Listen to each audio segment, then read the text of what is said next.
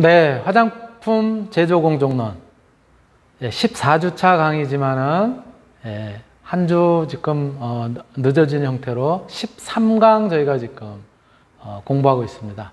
13강 2차 시 수업 시작하도록 하겠습니다.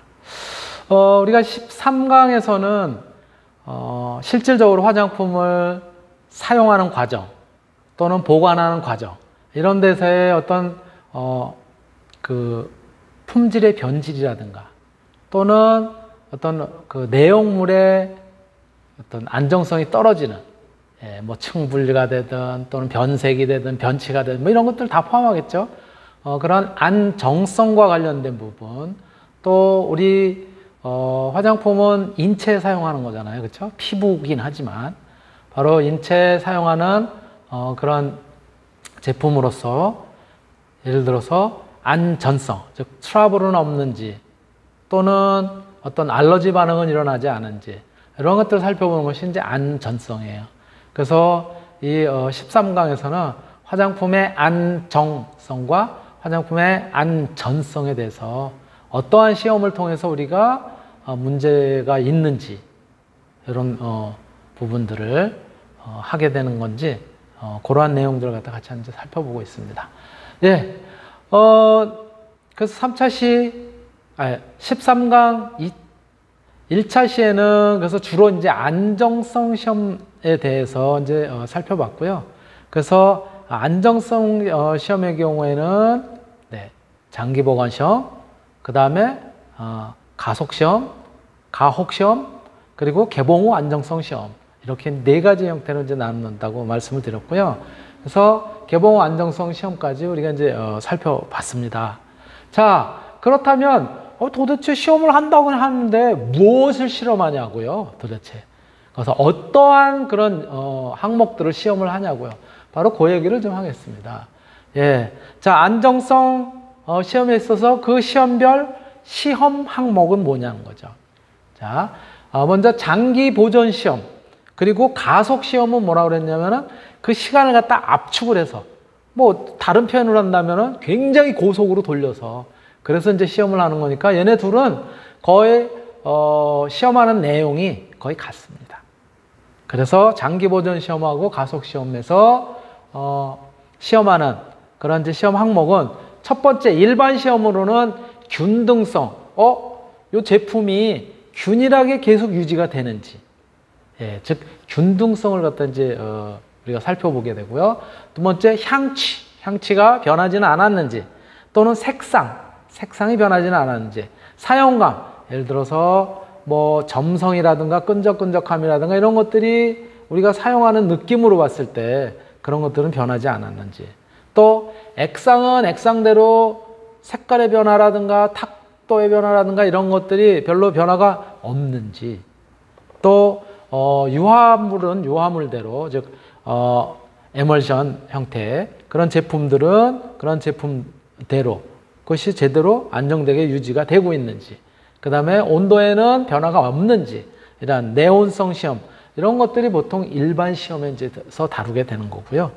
그 다음에 두 번째 물리화학적 시험에 있어서는 성상, 층의 분리는 없는지, 또 향이 변하지는 않았는지, 그 다음에 사용감, 뭐 거의 일반 시험에서도 다루는 이제 그런 내용하고 거의 같으죠. 또 점도, 사용감에 직접적으로 영향을 주는 것 중에 하나가 이제 점도인데요. 점도 또는 질량의 변화는 없는지, 예를 들어 증발을 갖다 막 해가지고 수분이 다 빠져가지고 통이 뭐 예를 들어서 용기가 어디 구멍이 생겼거라든가 그런 거는 없는지, 질량 변화, 또 분리도, 유수 분리, 즉 오일과 수상의 분리는 없는지, 또 유화의 상태가 안정되게 유지가 되어 있는지, 또 경도라든가 또는 pH 이러한 것과 같이 그 제품의 물리적 특성, 화학적 성질 이런 것들을 갖다 이제 평가를 하게 되는 것이죠. 바로 물리화학적 시험에서 그런 것들을 평가를 하는데 그렇다면 그 예로는 어떤 예를 갖다 들 수가 있냐면, 물리적 시험에는 뭐 이를테면 이제 물리적 그 값이죠. 그러니까 밀도, 즉 비중이라고 우리가 이제 표현을 하죠. 또는 융점, 녹는 점, 또는 경도, 단단한 정도죠. 예. 그래서 특히 이제 경도라고 하니까는 크림 같은 건 경도가 없는 거라고 생각하는데 크림의 경우에도 딱딱한 정도가 있잖아요. 그렇죠? 어떤 거는 휙 들어가고 어떤 거는 약간 탄력이 있기도 하고 그렇잖아요. 그런 어떤 이제 경도라고 우리가 다 얘기를 하고 있고요. 그래서 바로 그런 경도라든가 pH 변화 또는 유화 상태, 점도 이런 것들은 물리적 시험에서 주로 이제 다루게 되고요.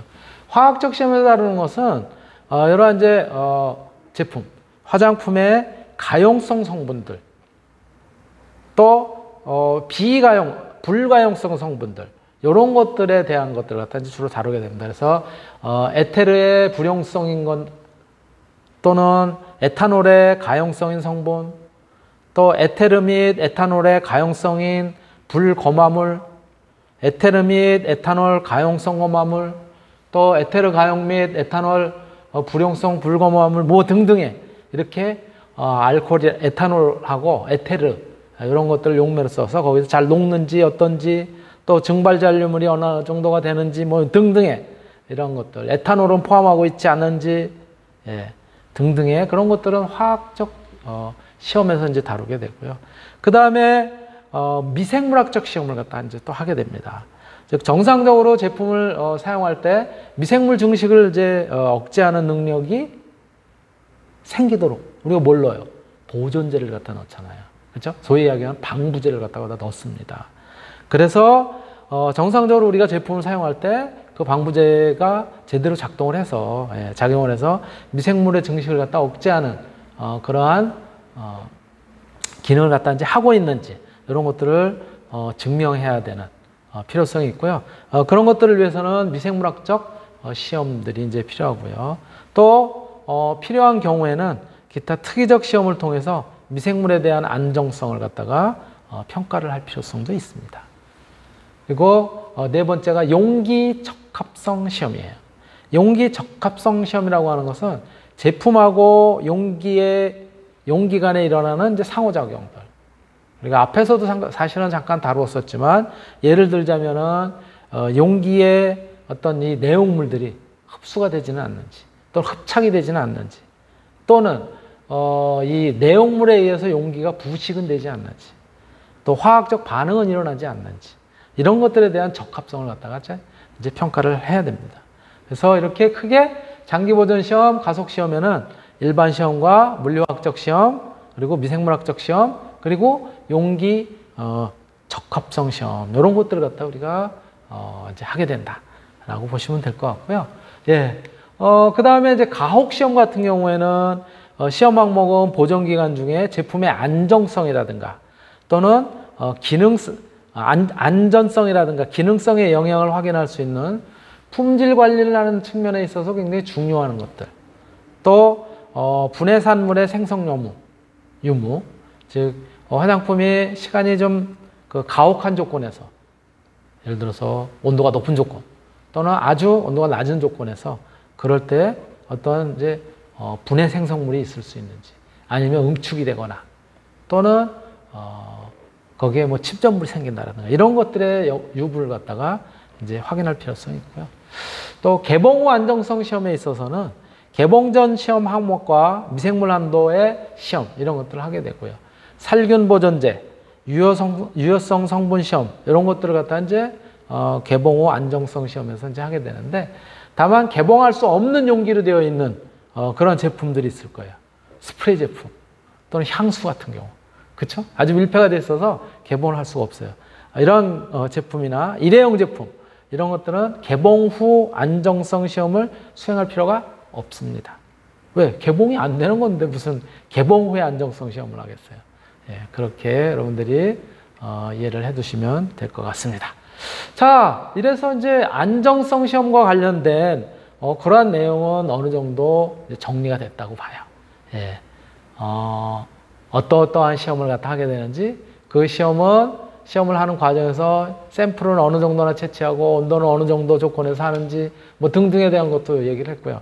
또 그 시험 항목은 구체적으로 어떠한 항목을 갖다 이제 시험을 하는지 이런 것들을 같이 한번 이제 살펴봤는데요. 자, 이제는 이러한 안정성 시험이 아니라 화장품의 안정성 시험이 아니라 이제는 우리가 안전성과 관련된 이제 시험을 그 시험 항목 내용을 갖다 이제 볼 텐데요. 여기 이제 그림은 화장품 안정성 시험을 할 때 그럴 때 이제 사용되는 그런 이제 설비들, 예, 기구들, 기계 설비라고 보시면 됩니다. 이렇게 인큐베이터, 일정한 온도로 유지하는 그런 이제 인큐베이터라든가 또는 항온 항습 장치가 달려 있는 그러한 조건에서 이제 하게 되는 거죠. 또 다른 형태로도 마찬가지 저 안에 있는 것처럼 이렇게 공기가 순환이 되면서 그래서 일정한 온도 조건이라든가 이런 것들을 유지해 주도록 되어 있는 그런 장치 내에서 우리가 어떤 조건을 갖다가 맞춰주고 그리고 이제 실험을 하게 되는 거죠. 조금 전에 말씀드렸던 것처럼 바로 이렇게 이제 안정성 시험에 대해서 우리가 이제 살펴봤으니까 이제는 안전성에 대해서 한번 이제 살펴보도록 하겠습니다. 자, 화장품에 있어서 안전성 시험. 화장품이 안전한지 안 안전한지.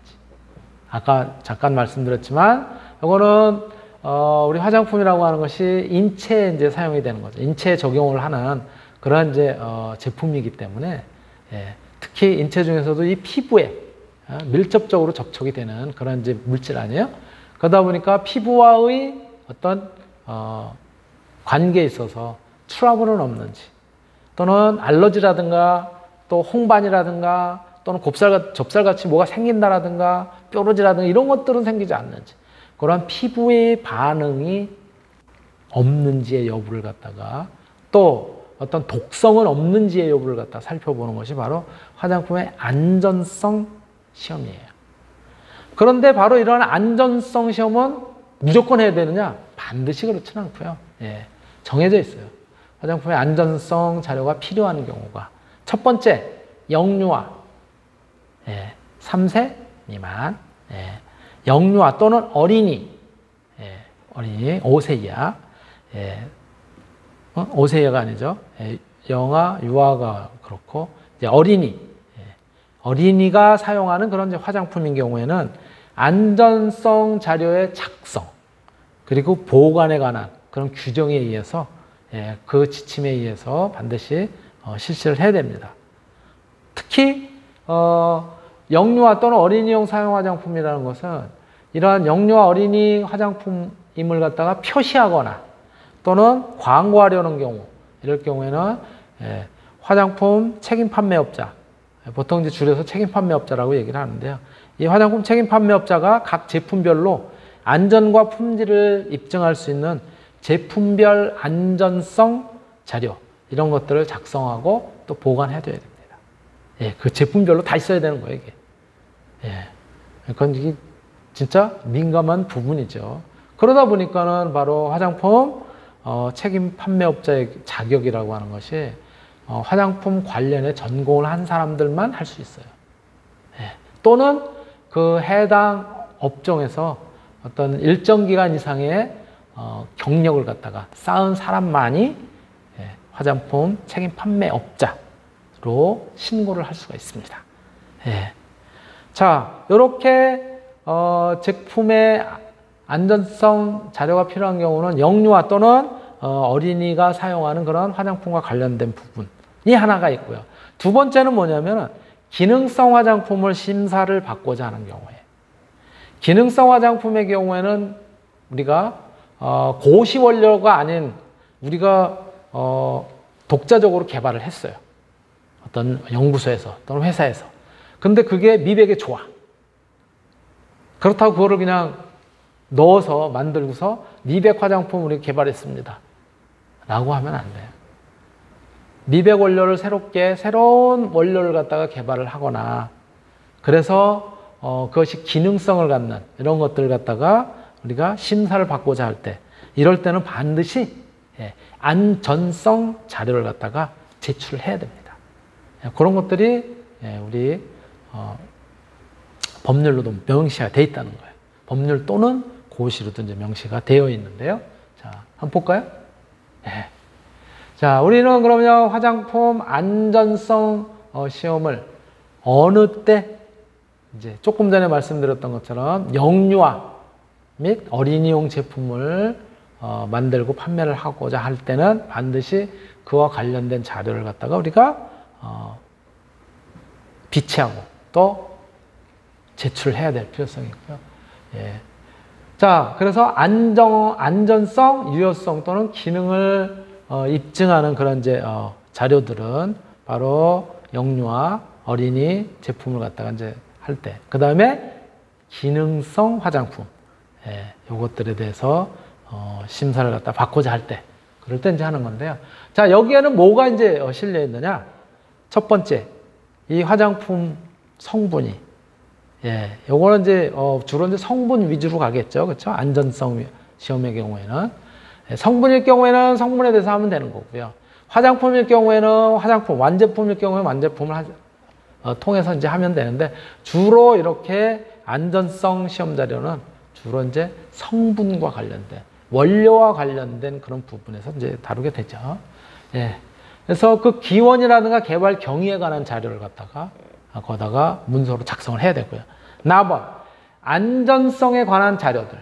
다만 과학적 어떤 타당성이 인정되는 경우에는 구체적인 근거 자료를 첨부해서, 예, 그래서 이제 제출하게 되면 일부 자료를 갖다 생략을 할 수가 있어요. 예. 자, 그런데 이 안전성에 관한 자료는 바로 안전성과 밀접한 그런 관련성이 있는 그런 내용들은 뭐냐면, 첫 번째, 단회 투여 독성 시험 자료예요. 딱 한 번만 투여를 했을 때 독성이 얼마나 있느냐. 이 독성이라고 하는 것은 뭐 이제 뒤에 가면 또 나오겠지만 여러 가지가 있는데, 호흡을 했을 때 그 호흡을 통해서 들어간 것이 이 호흡기에 미치는 영향. 그래서 호흡 독성. 또는 먹었을 때, 먹는 거는 우리가 한자로 표현하면 경구라고 얘기를 해요.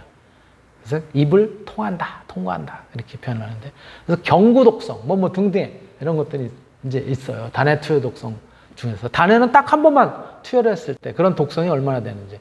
두 번째, 1차 피부 자극 시험이에요. 피부가 자극 반응을 일으키는지 안 일으키는지, 화장품을 발랐을 때, 이제 그런 것도 이제 자극 시험을 하는 방법이 있습니다. 예, 그거에 따르면 되고요. 그 다음에 세 번째, 안점막 자극 또는 기타 점막 자극 시험 자료. 안점막이라는 건 뭐예요? 눈. 우리 눈에 여기 이제 촉촉하게 늘 젖어 있잖아요. 그쵸? 눈 속이. 바로 점막들이 이제 존재를 하게 되는데, 바로 안점막에 자극을 갖다 주는지 안 주는지. 또는 기타 점막이라는 건 어디예요? 이제 코라든가 목이라든가 이런 데가 이제 점막이 우리 분포를 하고 있잖아요. 예. 그러한 이제 점막을 갖다 자극하는 시험 자료. 네 번째가 피부 감작성 시험 자료예요. 감작성이 뭐 감작성이? 깜짝 놀랐네도 아니고, 감작성 시험 자료라는 건 뭐냐면요, 알레르기, 예. 알러지 반응을 갖다가 감작성 이렇게 이야기를 합니다. 이게 한자식 표현이에요. 즉, 예. 느낀다 이거예요. 작이라는 뭔가 피부에 작용을 해서 그래서 변화가 일어났다고 하는 그런 느낌을 느낀다라고 하는 의미로 감작성이라고 하는데, 우리가 이해하기 편하게는 알러지 반응 이렇게 이제 표현하면 됩니다. 또는 트러블이라고 생각하시면 돼요. 바로 그런 것들이 지금 이제 여러분들한테 말씀을 드렸었던 피부 감작성 시험 자료고요. 그 다음에 다섯 번째가 광독성, 그리고 또 광감작성 시험 자료예요. 광독성이라는 건 뭐냐면은 화장품 자체는 문제가 없었는데, 내용물 자체는, 예를 들어서 화장품을 발랐는데 그 안에 있는 내용물이 무하고 햇빛하고 반응을 해서 그래서 우리 피부에 자극을 준다라든가 이런 경우 있을 수 있어요. 그 다음에 또 그것뿐만이 아니라 광감작성이에요. 햇빛하고 화장품이 가지고 있는 내용물들이 반응을 해서 그래서 우리 피부에 트러블을 일으키거나 또는 알러지 반응을 일으키는 그런 경우가 있을 수 있습니다. 우리가 많이 그러한 광감작성을 갖다가 일으킬 가능성이 있는 물질들 중에 뭐냐면요, 시트러스 계열들. 시트러스 계열이 뭐예요? 레몬, 그쵸? 레몬 아로마 에센셜 오일이라든가 또는 오렌지, 그쵸? 또 또 뭐 있어요? 그 다음에 버가못. 예. 또 뭐가 있을까요? 시트러스계요. 뭐 텐저린, 오렌지나 텐저린이나 다르네요. 텐저린은 우리가 감귤 보통 이제 이런 식으로 이야기를 하죠. 예. 조금 다릅니다. 예. 그러한 데서 얻어진 이제 향들. 또 뭐가 있을까요? 시트러스 계열의 그레이프루트, 자몽이죠, 자몽. 예, 자몽, 아로마 에센셜 오일 이런 거 같은 경우는 이게 광감작성을 갖다 띌 수가 있어요. 거기에 들어가 있는 성분들 이런 것들이 햇빛하고 반응을 해요. 그래서 그러한 2차적인 효과로 우리 피부에 트러블을 갖다 일으킬 수 있습니다. 바로 그러한 것들을 갖다 이제 의미하는 거고요. 그래서 광독성 및 광감작성 시험 자료, 자외선에서 흡수가 없음을 입증하는 흡광도 시험 자료를 제출하는 경우에는 광감작성의 경우에는 이제 제출하지 않아도 되지만 그렇지 않은 경우에요. 자, 6번째 인체 첩보 시험 자료예요. 예, 어떤 헝겊 우리가 쉽게 얘기하면 이제 붙이는 파스라고 생각하시면 되는데요. 예, 거기에다가 어떤 우리 몸에 침투가 되는 이제 이런 어떤 그 효능을 갖다가 가진 것이 아니라 아무것도 없는 그런 이제 그냥 붙이기만 하는 데다가 뭐를 갖다가 이제 하게 되냐면은 화장품을 발라서 그래서 붙이게 됩니다. 우리 예를 들어서 팔이라든지 등에다가 붙이게 됩니다. 예, 바로 그러한 것들이 이제 첩보 시험이에요. 인체 첩보. 첩보라는 것이 바로 그런 얘기고요. 인체 누적 첩보 시험. 누적 첩보 시험을 한번 붙였다가 그 다음에 또 계속 붙이거나 뭐 이런 또는 지속적으로 오랫동안 하루가 아니라 며칠 동안 계속 붙여 놓다라든가 뭐 이러한 그런 것들이 중복되어 있을 경우에 누적 첩보 시험 이렇게 이제 얘기를 하고요. 그리고 세 번째가 뭐냐면 유효성이나 또는 기능에 관한 자리예요. 특히 기능성 화장품 경우에는 유효성을 입증해야 될 거 아니에요. 미백 화장품인 경우에는 이거를 발랐더니 피부가 하얘졌다.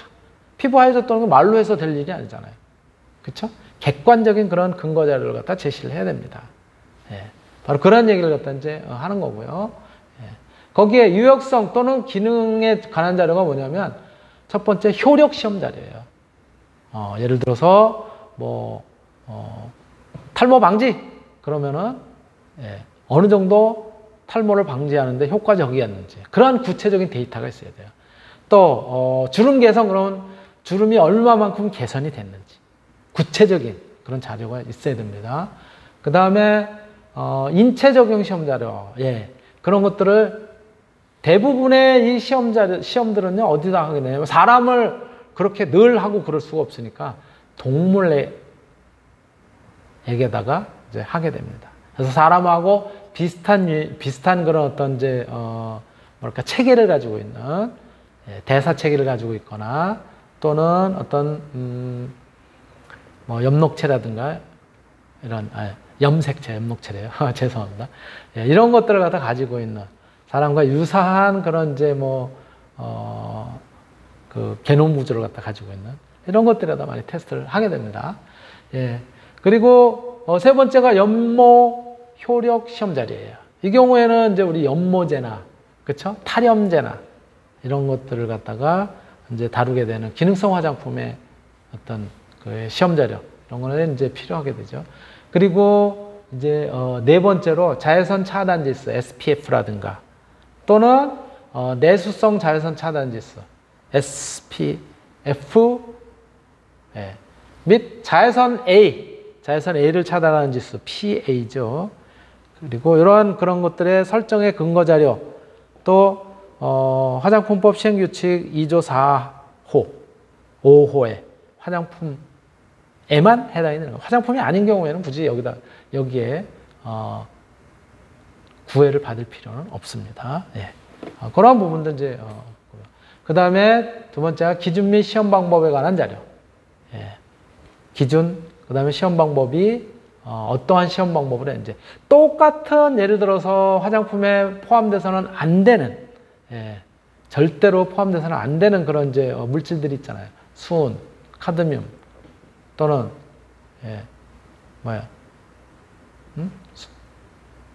납, 그렇죠? 그 다음 비소, 뭐 이런 것들은 포함되면 안 되잖아요. 그렇죠? 그런 것들은 어떠한 방법으로 분석을 했는지. 예. 분석하는 방법이 굉장히 여러 가지가 있습니다. 수만에도 그렇고 카드뮴도 그렇고요. 예. 뭐 소위 얘기하는 원자 흑광 강도계를 갖다 통해서 분석을 할 수도 있고, 또 유도결합 플라즈마 광도계라고 하는 ICP 이런 것들을 통해서도 분석을 할 수가 있기 때문에 시험 방법에 대한 그런 이제 자료들도 전부 제시를 해야 되는 겁니다. 예. 자, 그렇다면 그 제출 자료는 어떠한 요건을 갖다 이제 갖춰야 되느냐? 예. 화장품법 제5조 제출 자료의 요건에 뭐라고 적혀 있냐면 4조에 따른 기능성 화장품의 심사 자료의 요건은 다음 각호와 같다. 첫 번째, 안전성이라든가 유효성 또는 기능을 입증하는 자료 이런 것도 제출해야 된다.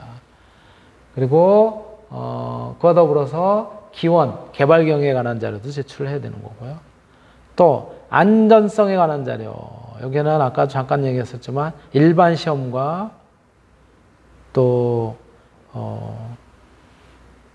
그 시험 방법 이런 것들을 어떠한 시험 방법으로 했는지, 그리고 시험 방법에 있어서는 독성시험법에 따르는 것을 원칙으로 하고 기타 독성시험법에 대해서는 의약품 등의 독성시험 기준 이런 것들을 따라야 되고요. 그 다음에 시험 방법 및 평가 기준 등이 과학적 합리적으로 타당성이 인정되거나 경제협력 개발기구 OECD죠, 그렇죠? 또는 식품의약품안전처가 인정하는 동물대체시험법, 동물로 시험을 하는 것이 아니라 아까 제가 뭐라 그랬냐면 사람한테 직접 할 수가 없으니까 동물들, 즉 사람하고 염석체 구조가 비슷하거나 또 어떤 이제 DNA라든가 이런 것들이 이제 비슷한 경우에 이제 쓸 수가 있는데요. 그러한 동물 대체 시험법 이런 것들을 갖다 이제 활용을 할 수도 있습니다. 바로 그러한 요소들을 갖다가 이야기를 하고 있는 거고요. 그래서 이제 또 넘어갈게요. 자, 그리고 유효성 또는 기능성에 관한 자료는 이제 효력 시험에 관한 자료, 심사 대상 효능을 뒷받침하는 성분의 효력에 대한 비임상 시험 자료를 갖다가 유효성 또는 기능에 관한 자료 이렇게 얘기를 하고 있고요. 비임상 시험 자료이면서 그 효과가 발현되는 그런 이제 작용 메커니즘 이런 것들이 포함되어 있어야 되고요. 요거는 크게 유효성 또는 기능성에 관한 자료는 크게 국내외 대학 전문 또는 전문 연구기관에서 시험한 것으로서 당해 기간에 장이 발급한 자료, 즉 이거는 몇 퍼센트 효과가 있었다 이런 것들을 갖다 이제 보고서 제출할 거 아니에요. 의뢰를 하면 그런 자료들 이런 것들이 있어야 된다. 또 과학 논문 인용 색인, 이거는 이제 주로 이공계에 이제 해당이 되는 건데요. 그래서 SCI 이렇게 이야기를 합니다. SCI. 그래서 Science Citation. SCI라는 건 뭐냐면 과학계에서 많이 보는 그런 잡지인데 다른 사람들이 참고를 얼마나 했느냐 이런 것들을 이야기하는데요. 그런 이제 등재가 된 그런 전문 과학회지에 제재가 된 그런 자료들 이런 것들이 효력시험 자료에 객관적인 자료로 밀 수가 있어요. 바로 그런 얘기고요. 또 그다음에 이제 인체 적용 시험 자료. 인체 적용 시험은 아까 뭐라고 얘기했냐면 제가 직접 이 피부에다가 붙이는 거라고 했어요. 그렇죠? 사람에게 적용할 시, 즉 인체에게 직접 적용할 시 효능 효과 등 기능을 입증할 수 있는 자료로서 같은 호 다목 1의 가 또는 나에 해당하는 이런 것들 이제 그리고 이제 나항의 경우에 인체 적용 시험의 실시 기준 그리고 자료 작성 방법 이런 것들에 관해서는 화장품 표시 광고 실증에 관한 규정 그거를 갖다 이제 찾아보시면 금방 알 수가 있습니다. 시간이 또 꽤 지났네요. 오늘은 여기까지 하도록 하겠습니다. 마치겠습니다.